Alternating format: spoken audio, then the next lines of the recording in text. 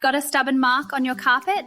Here's how to tackle it with the H2O X5 steam cleaner. First, blot up any excess liquid or loose dirt. Don't rub, as this can push the stain deeper into the fibres. Before using steam, check your carpet manufacturer's care instructions and test a small, hidden area. Fill the H2O X5 with ordinary water. Attach the microfiber cloth, then place the mop head securely into the carpet glider. Once the cleaner has heated up, select the high steam setting. Move slowly across the affected area using steady, overlapping passes.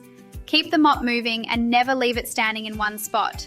The steam helps loosen dirt and grime while the microfiber pad lifts it away, without the need for harsh cleaning chemicals. For stubborn marks, repeat a few controlled passes. H2O X5, an easy way to clean and refresh carpets with the natural power of steam.